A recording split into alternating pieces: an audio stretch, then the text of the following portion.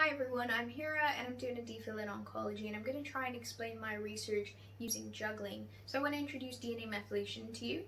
So it's an epigenetic mark, and it comprises a methyl group, CH3 group, which is put on top of different bases in your DNA, and usually these are cytosines. And it's a very important mark because it can actually regulate gene expression. And if you take this as an example of DNA methylation, and blue being the gene expression, sometimes there's a positive correlation. So the more methylation you get, the more the gene is switched on and expressed, and vice versa. And sometimes there's a positive correlation, but it's just an association and it's not methylation actually regulating gene expression. And other times, it's actually negatively correlated. So the more methylation you have, the less gene expression you have. So DNA methylation is my all-time favorite thing in all of biology, and that's because a lot of environmental factors can actually alter a person's DNA methylation, and things like diet and lifestyle and age. And because DNA methylation then regulates gene expression, there's such a good link between the environment that you're in and what's going on inside of you.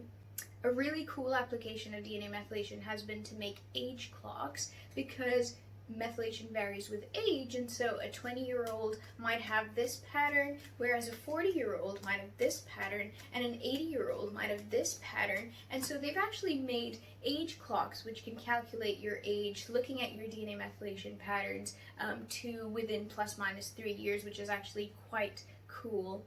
Another really cool thing about DNA methylation is that a lot of our body tissues release DNA into the blood, and you can look at methylation patterns within blood. Also, DNA methylation changes can alter risk for cancer, and these changes start occurring very early on in cancer. And so if we could make a blood test using DNA methylation changes, we can potentially diagnose cancers much earlier, and also non-invasively, because then we don't have to get invasive biopsies. So this is what I'm trying to do. I'm trying to develop a blood test to diagnose specific types of cancers that have lost a histone mark, and these cancers can be more aggressive, patients have worse prognosis, and also we've shown in our lab that we can very selectively target these types of cancers with certain inhibitors that are being tested in clinical trials. So if we could have a blood test to diagnose who has these cancers, then we'd be able to better select patients that will actually respond to the therapy and benefit from it.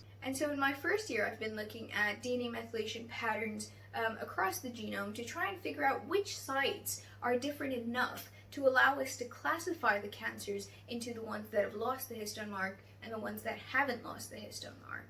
So I've looked at methylation array data at 450,000 sites across the genome, and what I found is that some sites have exactly the same pattern when it comes to the cancer that has lost the histone mark and that hasn't lost the histone mark. And so these are the sites that won't help us classify anything. So there are some sites which show a different methylation pattern when it comes to cancers that have lost the histone mark versus the ones that haven't lost a histone mark. But then sometimes these sites actually have the same exact pattern in normal tissue, and you don't want that. You don't want to diagnose normal tissue. You want to diagnose a very specific type of cancer. So again, these sites excluded. Then there are some sites which show a very kind of chaotic pattern that changes, and you don't know if it's changing with the loss of the histone mark or if it's some other environmental factor or age, and these can be quite confounding factors and hard to tease out. And again, these are the sites that are not trustworthy, and you don't want to use these.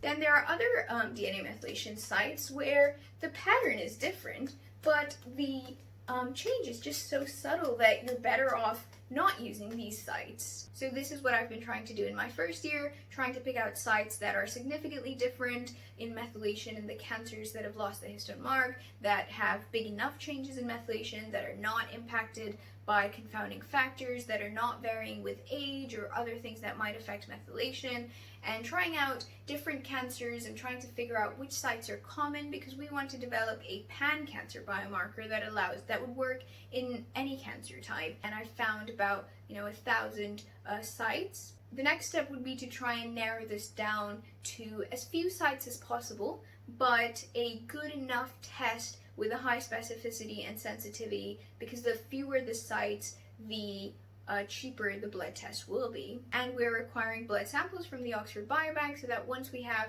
the mathematical model down, we can actually then validate this in patient samples. So that is what I'm planning to do, and thank you for listening and watching, and I hope you enjoyed the juggling. I welcome any questions. Thank you.